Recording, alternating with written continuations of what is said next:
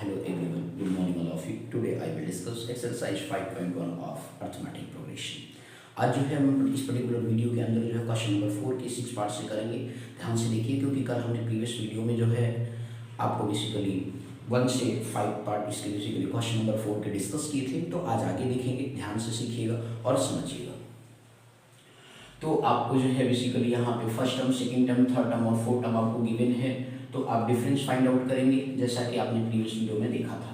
तो आपको ये चेक करना है कि ये गिवन सीरीज आपकी एपी है या फिर नहीं है।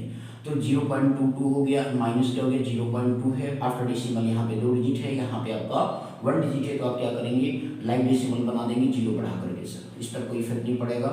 तो आपका 0 जो है 2, आपका 2 में से 0 जाएगा, 0 ही रहेगा सर। इसके बाद 2 में से 2 गया तो क्या आ गया मेरे भाई लोग, 0 आ गया। तो इस तरीके से a2 माइनस e1 की जो वैल्यू आपके पास आ गई 0.02 आ गया।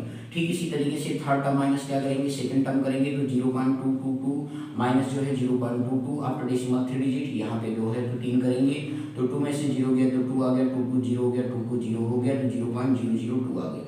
तो इस तरीके से जो है a3 माइनस a2 की जो वैल्यू आपके पास आ गई वो आपके पास 0.002 आ गया। ठीक इसी तरीके से fourth term minus third term करेंगे आप a4 माइनस a3। तो इस तरीके से 0.2222 माइनस जो है आपका 0.222 आफ्टर डेसिमल 4 डिजिट है, आफ्टर डेसिमल 3 डिजिट चल लाइक डेसिमल बनाया तो आपके पास जो है 2 एज हो जाएगा, 2 बाकी 0 लगा दीजिए। तो आपके पास 0.002 आ गया। तो आप यहाँ पे देख सकते हैं मेरे भाई लोग कि यहाँ पे जो है आपकी बेसिकली जो डिफरेंस है वो आपका सेम नहीं है। तो आप यहाँ पे लिखेंगे नाउ a2 माइनस e1 जो है एक तरीके से आप देन लगा दीजिए। तो देन a2 माइनस e1 जो है not equal to a3 minus a2 and not equal to a4 minus a3। अब आपके बेसिकली जब डिफरेंस सेम नहीं होते हैं, higher term minus lower term, तो उस पर्टिकुलर केस में गिवन सीरीज आर देन लिख देंगे that means given series are not in AP. That means क्या लिख देंगे, given series are not in AP. तो इस तरीके से आप देख सकते हैं कि कितना ही बेसिकली आपका क्वेश्चन सिंपल था। तो अब आपको एपी सीरीज में नहीं है तो जाहिर सी बात है कि हम आगे की कॉमन डिफरेंस और इसके साथ ही साथ जो है नेक्स्ट टर्म्स को फाइंड आउट नहीं कर सकते हैं। तो आप यहाँ पे ध्यान से देख सकते हैं। तो कितना ही सिंपल सा क्वेश्चन था आपका ये क्वेश्चन। तो डेसिमल से आपको डरना नहीं है सर, बिल्कुल आपको अच्छे से सीखते रहना है, ध्यान से देखते रहिएगा सर। अगला क्वेश्चन बात करेंगे सर, ध्यान से देख लीजिए पहले। चलिए नेक्स्ट क्वेश्चन की बात करते हैं। बहुत ही सिंपल है, बस आपको ध्यान से देखते रहना सर। क्वेश्चन नंबर आपका जो है फोर्थ का 7th पार्ट आपके पास है।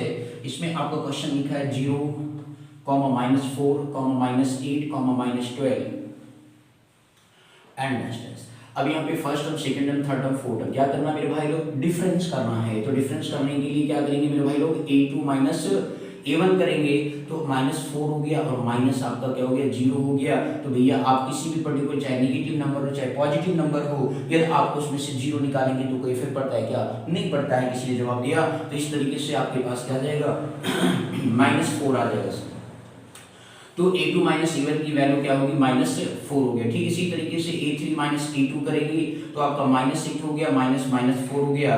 तो इस तरीके से -8 माइनस +4। तो इस तरीके से आप बड़ा माइनस छोटा आपने पहले भी वीडियो में देखा था। तो 8 में से 4 गया तो 4 आया, बट साइन हमेशा किसकी होती है, हमने आपको बताया था बड़े की तारीफ होती है, तो निगेटिव वाले की यहाँ तारीफ होगी। तो a3 माइनस a2 की वैल्यू माइनस आपके पास 4 आ गया। ठीक इसी तरीके से a4 minus a3 find out करेंगे, -12 -8 और इस तरीके से -12 माइनस क्या हो गया +8 हो गया। और यहाँ पे फिर से डिफरेंट साइन है तो वो सब्ट्रैक्शन होता है। तो 12 में से 8 गया, 4 आ गया, बट हमेशा बट तारीफ बड़े की मेरे भाई लोग। तो इस तरीके से देख सकते हैं a4 माइनस a3 की वैल्यू क्या आ गया, -4 आ गया। आप यहाँ पे देख सकते हैं कि सारे डिफरेंस क्या है, सेम है। इसका मतलब गिवन सीरीज एपी सीरीज है। तो आप लिखेंगे then a2 minus a1 equal to b means जो है a3 minus a2 equal to जो है a4 minus a3। That means given series are in EP। क्या लिखेंगे, that means given series are in AP। और फिर इसके बाद जो है आगे लिखेंगे कॉमन डिफरेंस जो है d बराबर क्या हो गया मेरे भाई 4 हो गया।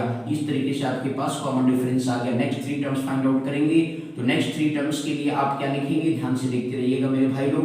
तो नेक्स्ट थ्री टर्म्स की जब बात होती है मेरे भैया लोग, तो ध्यान से देखिए, तो आप क्या करते हैं, प्रीसीडिंग टर्म को ऐड करते जाते हैं। जैसे नेक्स्ट 4 टर्म तक तो दिया, 5 से निकालना है भाई, तो प्रीसीडिंग टर्म 4 हुआ, प्लस कॉमन डिफरेंस ऐड कर दिया, तो प्रीसीडिंग टर्म आपका जो है -12 है और प्लस आपका -4 हो गया।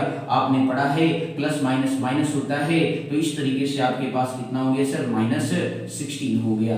ठीक इसी तरीके से जो है आप नेक्स्ट फाइंड आउट करेंगे, 6 टर्म फाइंड आउट करेंगे, तो प्रीसीडिंग टर्म 5 हो गया, प्लस आपका कॉमन डिफरेंस d ऐड कर दिया मेरे भाई लोग। देख रहे हैं कितना ही सिंपल होता है नेक्स्ट फाइंड करने के लिए। ये 5 की वैल्यू जो है -16 आ गया, प्लस कॉमन डिफरेंस को देखें तो आपके पास -4 है, तो माइनस और प्लस माइनस माइनस होता है मेरे भाई लोग, और इस तरीके से क्या आ गया, -20 आ गया। तो इस तरीके से आपके पास 6 टर्म की जो वैल्यू आ गई वो -20 आ गई। ठीक इसी तरीके से अगर एक और टर्म फाइंड आउट करना सर, A7 प्रीसीडिंग टर्म 6 हुआ, कॉमन डिफरेंस d को ऐड कर दिया, तो इस तरीके से फिक्स टर्म जो आपके पास है वो आपके पास कितना है मेरे भाई, -20 है, प्लस आपने -4 कर दिया, तो -20 प्लस और माइनस माइनस होता है, और इस तरीके से आप क्या करेंगे, ऐड कर देंगे, तो आपके पास क्या आ जाएगा, 24 आ जाएगा, बट नेगेटिव साइन।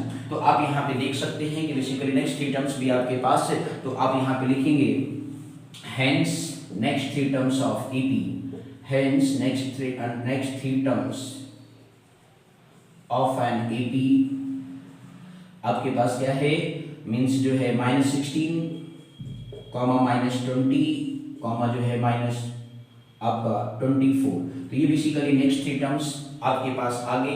आप यहाँ पे ध्यान से देख सकते हो कि कितना ही बेसिकली आपका सिंपल है क्वेश्चन नंबर 4 का सेकंड पार्ट। चलिए सर नेक्स्ट बात करेंगे 8th पार्ट की, इसके ध्यान से देखिएगा।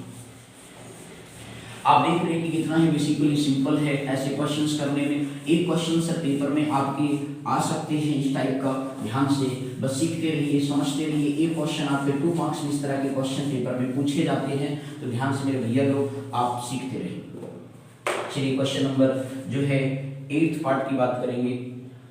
आपका ये दिया गया है -1/2 -1/2 -1/2 -1/2 डैश डैश। आपके पास सब देख रहे हैं, सब कुछ सेम है। अब ये जब सेम होता है तो आपको भी पता है कि कॉमन डिफरेंस क्या आता है, 0 आता है। तो इस तरीके से आपने a2 -a1 करेंगे, -1/2 -1/2 माइनस इंटू माइनस क्या होता है मेरे भाई लोग, प्लस होता है। तो इस तरीके से क्या आ गया वैल्यू आपके पास, a2 -a1 की वैल्यू आपके पास 0 आ गया।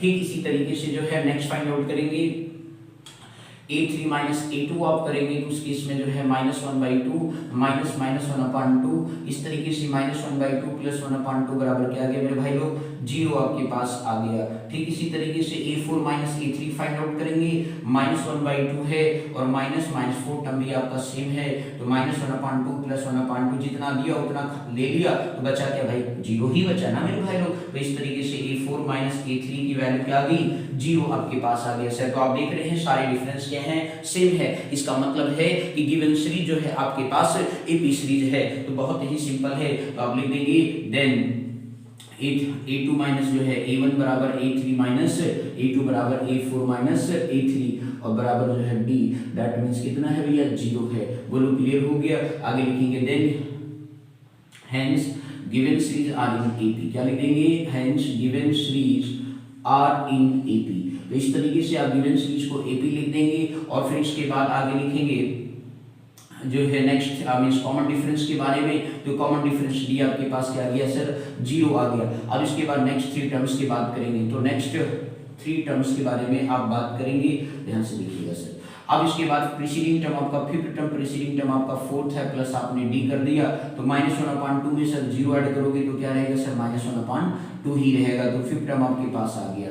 6th टर्म ऐसे फाइंड आउट करोगे, आपको भी पता है कि सर सेम ही आएगा जब कॉमन डिफरेंस हमारा सेम है, बट आपको क्या है भाई, दिखाना जरूर पड़ेगा सर, इसलिए आपका 5th टर्म हो गया, प्लस आपका 5th मींस ऐड कर दिया 5th term plus common difference, तो -1/2 प्लस 0 बराबर क्या आ गया, -1/2 आ गया। तो इस तरीके से जो है a7 टर्म फाइंड आउट करेंगे मेरे भाई लोग, a6 प्लस क्या हो जाएगा, d, और इस तरीके से आप देख सकते हैं a7 की जो वैल्यू आ गई मेरे भाई, -1/2 प्लस 0 बराबर 1/2 टू आ गया, E7 की भी वैल्यू आ गई। तो आप यहाँ पे देख सकते हो कि कितना सिंपल सा क्वेश्चन था। तो आपको इस तरह के क्वेश्चन की सेम सीरीज में आ जाए तो क्या होगा। अरे मेरे भाई, आपको मैंने पहले ही बताया है कि जो कॉमन डिफरेंस होता है वो पॉजिटिव भी होता है, निगेटिव भी होता है और जीरो भी होता है। तो इस वजह से ये सारी चीजें हमें करनी पड़ती है। अब इस तरीके से जो है E7 तो लिख देंगे hence 3 terms of an AP, hence 3 terms of an AP are,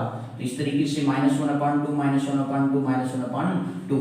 तो आप देख रहे हैं सर कितना सिंपल सा क्वेश्चन था। आप देख सकते हैं, सीख सकते हैं, बहुत ही अच्छे से सीखिएगा सर। और जो भी बातें आपके मन में डाउट हो तो प्लीज आप कमेंट बॉक्स में उसे लिख करके हमें बताने की कोशिश करिएगा सर। आपकी बहुत मेहरबानी होगी हमारे भाई लोग। ध्यान से बस देखते जाइए, सीखते जाइए और अच्छी मार्क्स की तरफ मूव करते रहे सर।